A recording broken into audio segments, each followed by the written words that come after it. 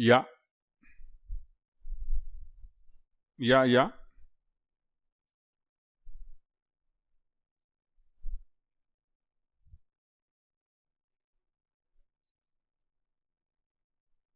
Yes.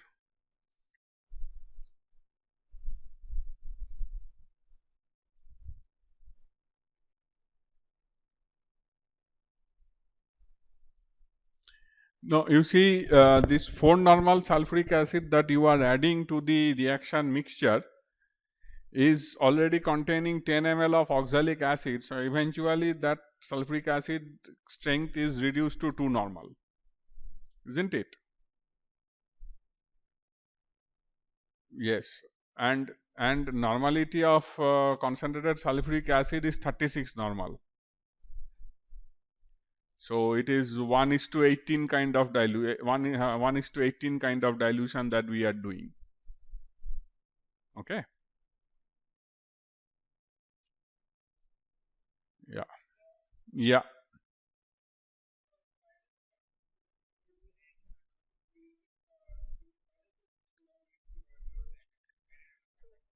Okay. See, one problem that happens towards the end is number one, the volume of the solution increases because you probably had 20 ml solution to start with, but then you are adding oxalic acid, sorry, you are adding permanganate to this solution. As a result, what happens is that 20 ml solution increases in volume, and with increase in volume and by addition of KMNO4 solution, the temperature of the mixture continuously reduces. So, when you are close to your neutralization point, the temperature is no longer 70 plus degree centigrade. It may come down to even 50 degree centigrade. And then there is not enough oxalic acid which can quickly decolorize the amount of KMNO4 that has been added towards the end. So, then the color change takes a while.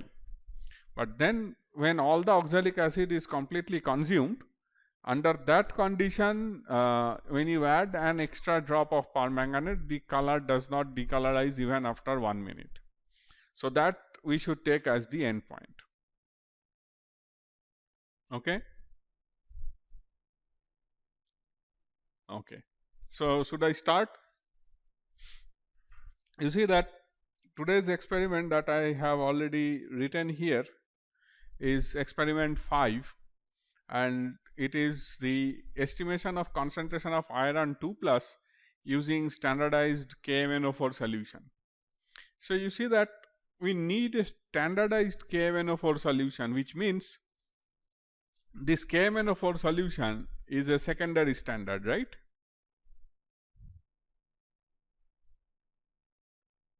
And we need to standardize it using a primary standard oxalic acid. So, this experiment technically should have two parts. One part is standardization of KMNO4 by oxalic acid, and then the estimation of iron 2 plus using KMNO4 solution as oxidant. So, what we are trying to do is we are trying to oxidize Fe2 plus to Fe3 plus, right? And we are trying to do this oxidation by MnO4 minus, which in turn gets reduced to Mn2 plus.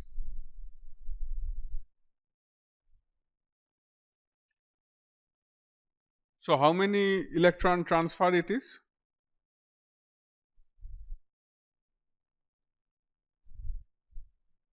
How many electron transfer?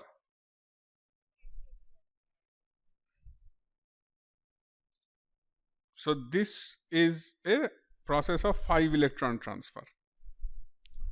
So, when you try to do this reaction balance, you can do that yourself, which I am not going to do.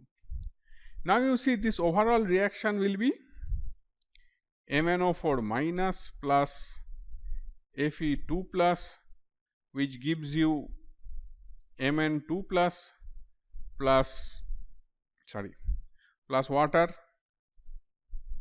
and certainly you will require H plus as usual for your reaction to be balanced. So this reaction also will take place in presence of H2SO4. Once again, we cannot use HCl or nitric acid for the same reason that we used in the previous class. Now you see what happens is, this is faint green in color, but that faint green looks nearly colorless, because we are using solutions which are about n by 10 or even less concentrated. If you make a more salt solution which is ferrous sulfate, ammonium sulfate 24H2O, that more salt solution, if you make 1 normal or something like that, then you may be able to see that faint greenish color, but for a dilute solution you will not see that color. But this iron 3 plus is pale yellow in color, because this iron 3 plus exists in water as FeH2O whole 6 3 plus complex ion, and that complex ion is pale yellow in color. So when you start adding KMnO4 solution which is purple to a colorless solution of iron 2 plus, after a few ml of addition of potassium permanganate, you will see the solution is becoming slowly yellowish in color. And then towards the end point of the reaction, what will happen is, when all iron is exhausted, you add one extra drop of potassium permanganate, and that potassium permanganate will display the purple color at end point.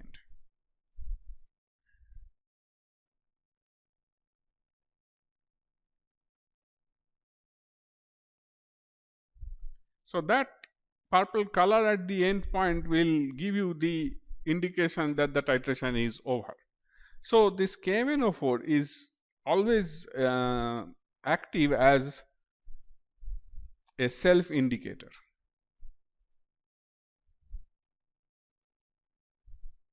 So in this case, we don't need to add any external indicator to for this particular titration. Just like in the previous class, we did not add any indicator, here also we need not add any indicator. So the reaction or the experiment is very simple, but I would like to elaborate here little bit. See, when you try to estimate iron, which generally exists in solution as Fe3 plus, it prefers to stay in the higher oxidation state compared to the lower oxidation state of 2 plus.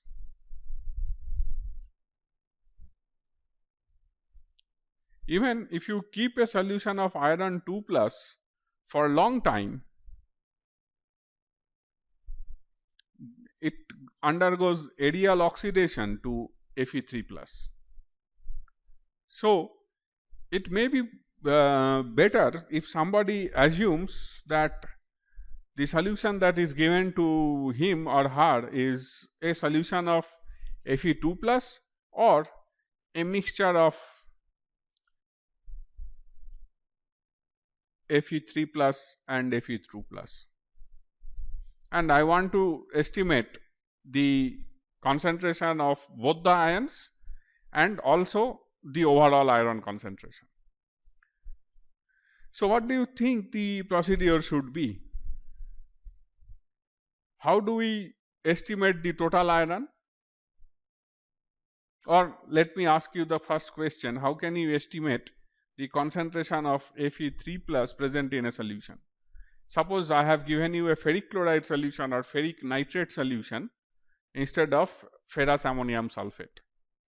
So, I only have Fe3 plus. How do I try to estimate this iron? Anybody can suggest any method to estimate iron 3 plus? Titration against a reducing agent. Do you know any such reagent?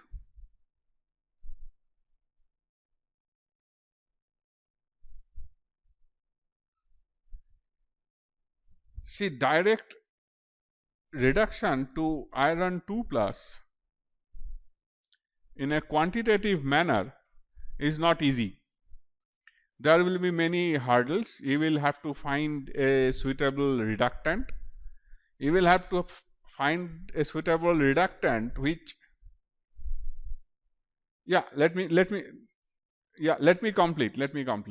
See, the iron 3 plus can be reduced to iron 2 plus by some reducing agent, but then what you need is an indicator which also will be reduced by that reducing agent after reduction of iron 3 plus to 2 plus. So, you need an external indicator, and what you are trying to say is you can add NH4OH with NH4Cl, ammonium hydroxide ammonium chloride mixture, to precipitate FeOH whole 3 as a red precipitate, and then you heat it to about 600 degree centigrade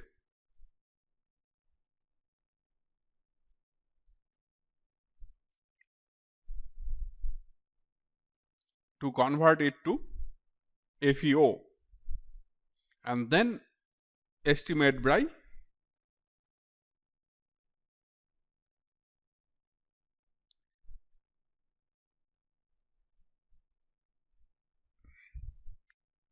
Can you hear me? Did I lose connection in between? Okay. So, how far were you able to hear? So, this iron 3 plus can be precipitated as ferric hydroxide, which is 1 minute. Sorry, I got disconnected and the screen sharing also had gone off. Right. Can you see the screen now? Somehow now the pen is not writing. Yes. So, this ferric hydroxide is red in color. You can precipitate this iron 3 plus by ammonium hydroxide ammonium chloride, and it is a very highly quantitative reaction. You can precipitate it as ferric hydroxide and then heat it to convert to ferric oxide, which is also red in color, and then do a gravimetry. That means simply weigh the amount of ferric oxide that has been formed. But this method is not that accurate, because you cannot ensure that all ferric hydroxide got converted to ferric oxide. Maybe 95-98% got converted and rest is ferric hydroxide. Then from the amount of ferric oxide that you have got as a precipitate, as a product, will not be only ferric oxide, it will be ferric oxide and hydroxide mixture. So, this is not a very good method to estimate iron like that. Yeah. Yeah, it can form Fe2O3 also. It will be a mixture of many oxides, different ferric oxide, ferrous oxide, and all that. So, it is not a good method, you can easily understand. So, what one has to do is the following. One has to take a reductant to reduce Fe3 plus to 2 plus quantitatively, and that is done by SN2 plus. So, we use SnCl2 as a reducing agent. So when you do this reaction, you add stannous chloride to a solution of Fe3 plus in acidic medium. So iron 3 plus gets reduced to 2 plus, and after reduction there will be some unreacted Sn 2 plus in the medium, which will be trace amount. So to this mixture, then one has to add mercuric chloride, Hg2 plus. What will mercuric chloride do? Mercuric chloride will not react with Fe2 plus. It will convert Sn2 plus to Sn4 plus, and itself will get reduced to Hg2Cl2, which is mercurous chloride, and forms a precipitate.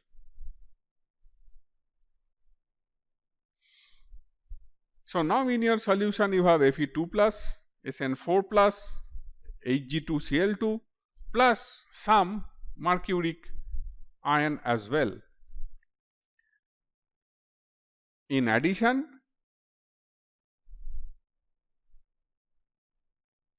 what you have? You have Cl minus as well, because you have added stannous chloride. This solution was either ferric chloride, or we had to add HCl to that, concentrated HCl. So that chloride continues to be in that medium. So now if you try to estimate iron in this solution using the KMnO4 method, what will be the problem?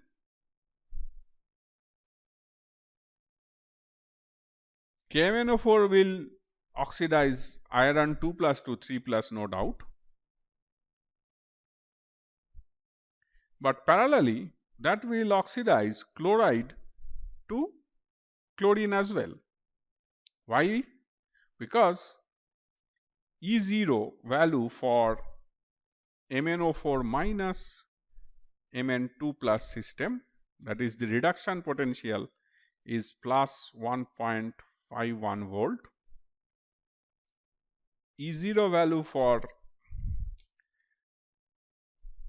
Cl2 to chloride minus is 1.36 volt, and E0 value for Fe3 plus to Fe2 plus, see I am writing all the reduction potentials, plus 0.77 volt.